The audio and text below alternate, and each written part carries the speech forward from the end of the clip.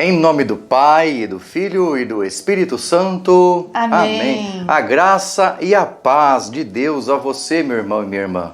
Que bom, coração ardente, cheio da graça, cheio da paz, mas agora, Frei, mais atento, né?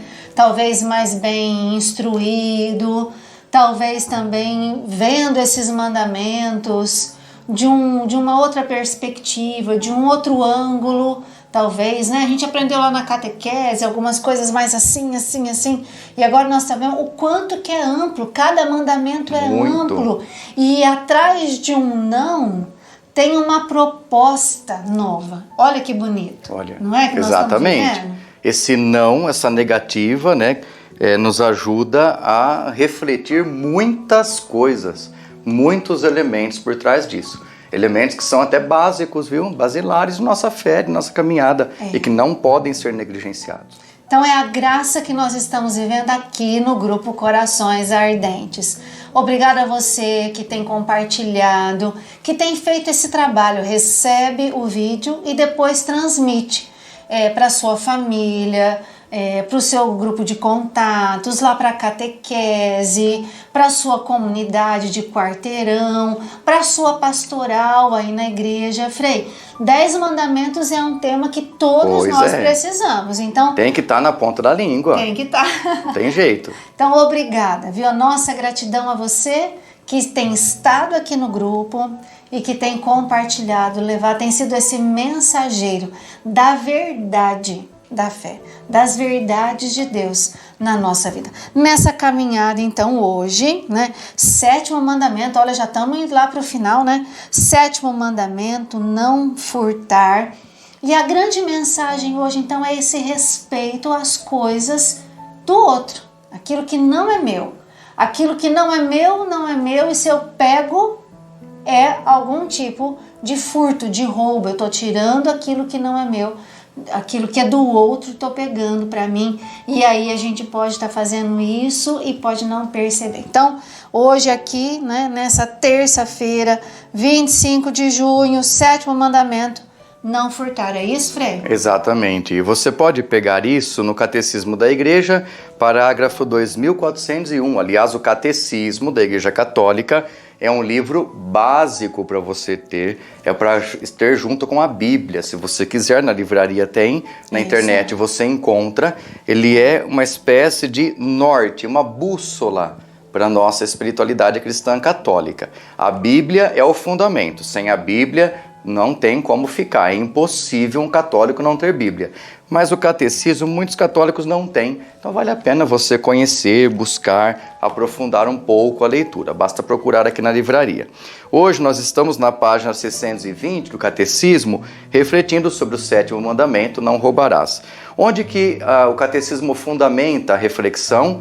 Fundamenta em Êxodo 20, versículo 15, onde está escrito não roubarás, nas tábuas da aliança, e também Jesus comentou lá em Mateus 19, 18, não roubarás.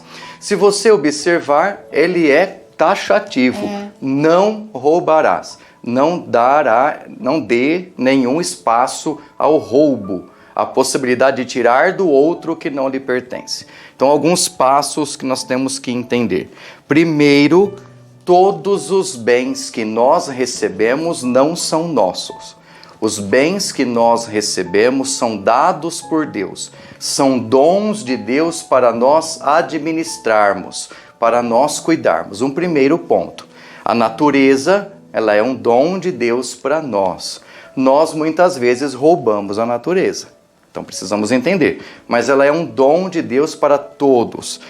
A gente fala que isso é a destinação universal dos bens. Todo mundo tem direito aos alimentos naturais. Todo mundo tem direito a valer-se dos seres vivos para a sua própria vida, para se alimentar. Não destruí-los, mas para se alimentar. Então esse é um ponto básico. Deus deu a criação toda para que nós cuidássemos. A igreja também respeita a propriedade privada. O que a igreja diz? Entre os fiéis, existem aqueles que têm condições de administrar e aqueles que não têm dons para administrar e nem condições. Aqueles que têm condições para governar e administrar os bens de produção, os bens materiais, eles recebem esses dons, esses talentos e administram.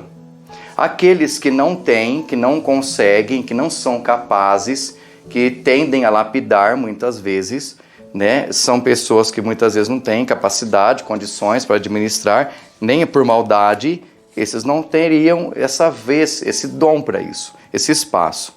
O que a igreja nos ensina? Deveria-se haver uma igualdade entre todos, né?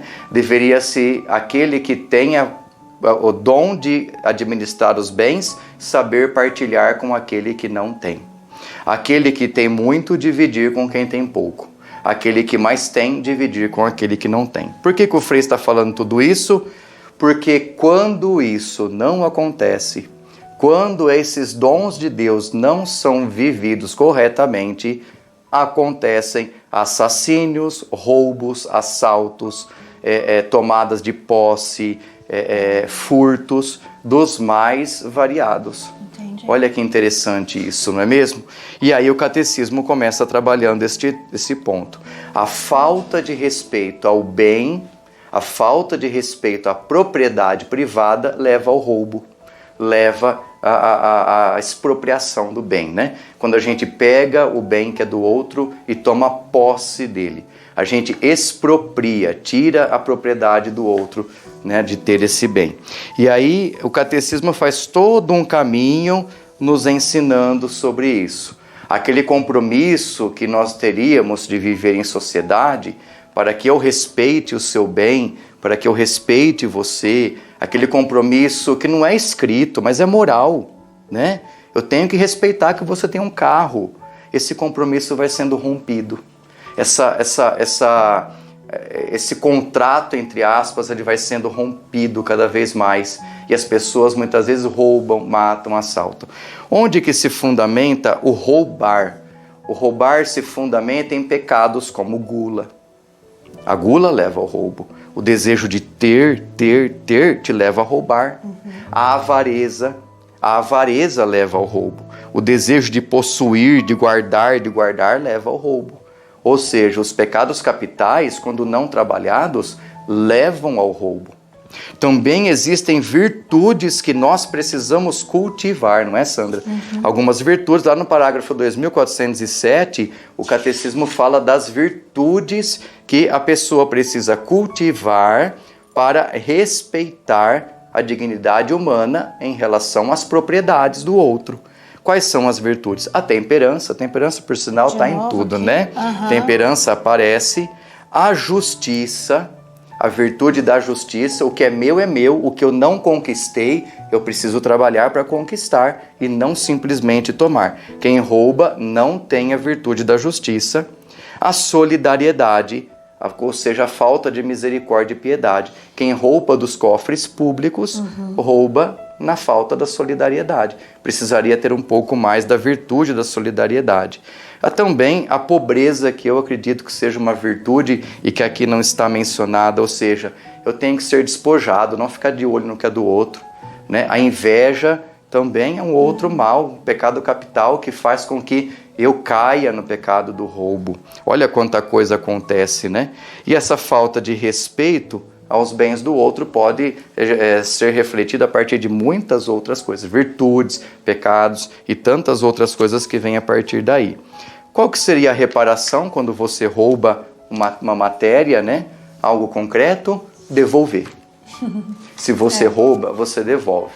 Se não quer falar que roubou, devolva de outra forma sem que a pessoa perceba que você está devolvendo, mas devolva. Se você roubou uma cesta básica, devolva uma cesta básica. Se roubou um carro, faça chegar até aquela pessoa que você roubou de alguma forma algo semelhante ou num valor parecido ao do carro. Ou então você tente ressarcir da melhor forma possível. A correção do roubo ela é necessária. Quando alguém confessa roubo na confissão, a gente geralmente pede que restitua. É necessário que haja uma restituição. Porque senão aquele que roubou vem, se confessa e fica elas por elas. E ele não corrige o que fez e fica na vantagem.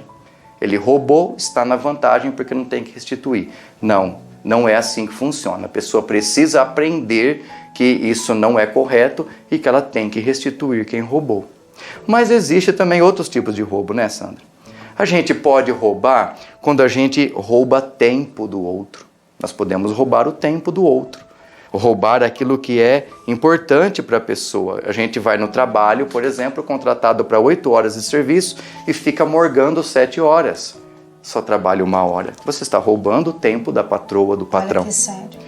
Você está roubando o tempo do outro quando você tira o outro de uma tarefa onde ele tem que cumprir e fica enrolando a vida dele. Você está roubando o tempo do outro. Você rouba tempo do outro quando você fica na internet conversando com a pessoa do outro lado o tempo inteiro e você está atentando contra ela. O roubo do tempo é hoje o grande problema, viu, gente? O roubo do tempo, o prejuízo do tempo é hoje um grande mal que nós precisamos aprender a corrigir. As atividades econômicas, que são esse roubo do tempo, onde isso mais acontece em relação ao trabalho, em relação àquilo que é responsabilidades do Estado, do povo, são aí também discutidas aqui no Catecismo da Igreja. Tem prefeitura que rouba coisa dos munícipes, não concede uma educação favorável, uma saúde digna e por aí vai. Tem funcionários públicos até que roubam o tempo de serviço porque não fazem nada no setor onde trabalham e roubam ainda o patrimônio público. Tem pessoas que roubam patrimônio público quando depedra, né, quando destrói uma estátua, picha algum lugar e por aí vai. A igreja então nem se fala, né? Tem tanta gente roubando tanta coisa das igrejas, volta e meia pega uma coisinha lá da sacristia e leva embora.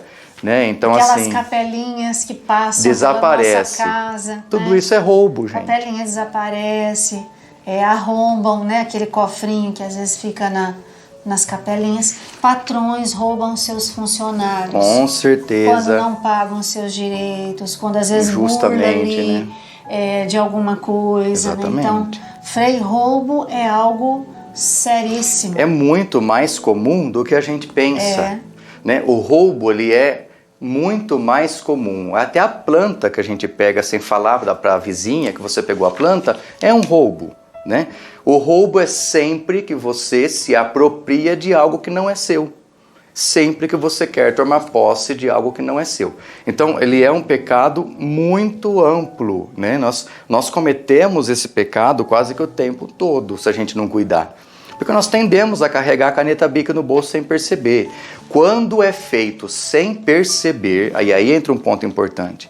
Quando acontece sem percepção, sem o desejo de maldade, sem o desejo de prejuízo, não é roubo. Então você colocou a caneta no bolso, levou embora, não está necessariamente roubando. Você se esqueceu da caneta ali. Depois devolve. Depois devolve. Sem problema. Quando você leva um livro, pega um livro emprestado e esquece de devolver, eu detesto que faça isso.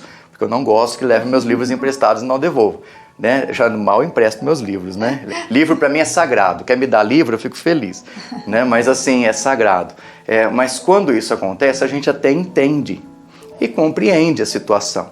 Mas tudo que é feito com o intuito de lesar o outro não é correto. Frei, quando alguém pede dinheiro emprestado e depois fala que vai pagar e não paga. É também um roubo. Podemos falar que também é um roubo.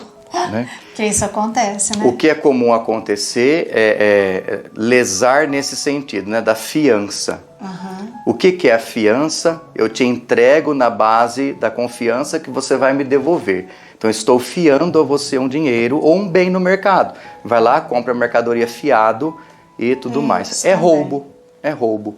Porque eu sei que eu não tenho condições de pagar. Eu sei que se eu chegar no mercado agora e fizer uma compra de R$800, eu não vou ter condições de pagar. Por que eu vou lá fazer a compra de R$800? Não é? Eu vou lá comprar o pacote de arroz que eu preciso. Depois eu me viro, faço salsinha e cebolinha que eu plantei no quintal de mistura. Não tem problema. Mas quando a gente faz qualquer coisa premeditada, caracteriza roubo. E isso é um caso complexo, né? A gente rouba tempo, por exemplo, dos pais quando o universitário vai para a faculdade, escapa da faculdade e vai para o barzinho. Os pais estão pagando a faculdade. E aí é um roubo, né? E nesse sentido também precisa ser refletido. Nós roubamos muito. As práticas de desvios de finalidade são muitas, muitas, muitas, muitas. São quase que imensas, que nós precisamos lidar, né? Acontecem muito no nível profissional, nível material, nível pessoal, familiar.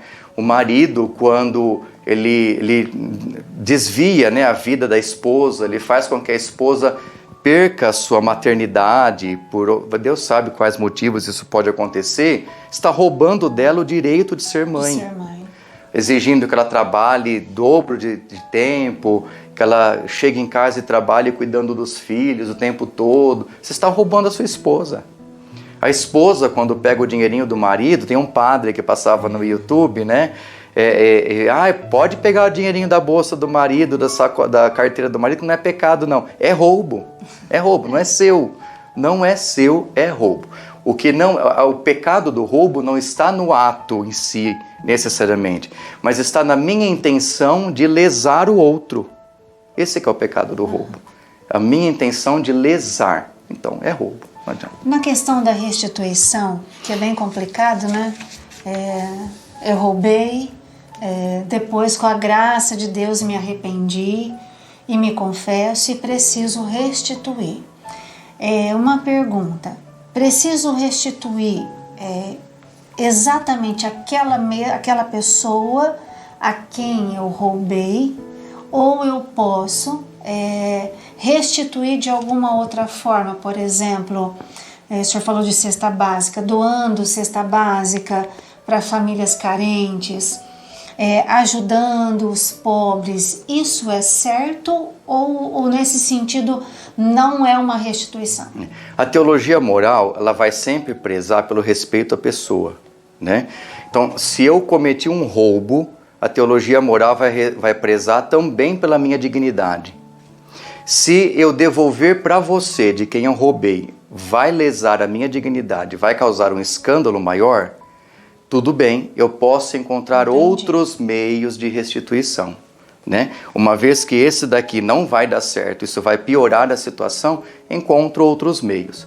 Caso contrário, preferencialmente é a vítima quem tem que receber, né? Então, se você lá no passado, há 50 anos atrás, cometeu algo que lesou alguém, que te deixou uma marca muito negativa e você se sente mal com isso, dá para devolver? Isso vai gerar um problema pior, porque tem amigos antigos que, se eu falar que eu roubei, nossa, né, vão virar um cão e vão me detonar na cidade toda. Um exemplo, não tive esse problema, mas vai virar um problema. Então, o que eu faço? Né? Isso é também uma crueldade para comigo, eu não preciso passar por essa humilhação. Isso também é pecado, né? Então, a gente faz um processo de restituição diferenciado. Você pode restituir de outras formas. Eu não tenho dinheiro. Vai fazer um trabalhinho voluntário. Vai no asilo uma semana, cuidar de idoso. Vai lá trocar fralda. E aí você consegue restituir nessa intenção o que você cometeu. Então, em casos específicos. Casos específicos. Não para eu me privar, não para eu não me constranger, não. Em casos específicos onde talvez revelar o roubo, declarar, vai ser um escândalo, vai ser um prejuízo, vai ser uma divisão de família, enfim. Isso, essas questões. Essas questões eu posso então destinar aquele valor para uma questão caritativa, solidária. Então. Bastante coisa, né? Vamos parar por aqui para a gente não chorar. Acho que nós vamos pensando em tantas coisas ao longo da nossa vida. E Deus seja louvado se veio à tona, né, algo que você viveu lá no passado. Exatamente. Que está gerando agora em você um profundo arrependimento. Então, duas coisas, né? A confissão. A confissão é necessária. As duas coisas. A confissão pecado contra o mandamento exige confissão. E a restituição, e talvez o padre possa te orientar, ou até mesmo você rezando, pedindo, perguntando a Jesus: Jesus, como eu posso fazer para restituir esse ato de roubo que eu cometi, né? Sem causar um prejuízo maior à minha pessoa e até às pessoas que estão à minha volta, a minha família, né? Exatamente. Ou meus colegas de trabalho, a gente não sabe. Então fecha os olhos um pouquinho, se coloca aí diante desse Deus que é rico em amor e misericórdia e que nos chama, né, a essa honestidade. sermos honestos conosco mesmo, com os outros. Senhor, iluminai-nos. Se um dia na nossa vida nós cometemos algum ato, mesmo que seja pequeno, de roubo, nos iluminai para que nós possamos reconhecer, nos impulsionai para que nós possamos nos confessar e nos direcionai para que nós possamos restituir aquilo que foi roubado. Virgem Maria, envolvei-nos com o teu manto de amor e proteção e que pela tua presença no meio de nós possamos também ter essa pureza de intenção, pureza de atitudes. Ave Maria, cheia de graça, o Senhor é convosco. Bendita sois vós entre as mulheres, e bendito é o fruto do vosso ventre, Jesus.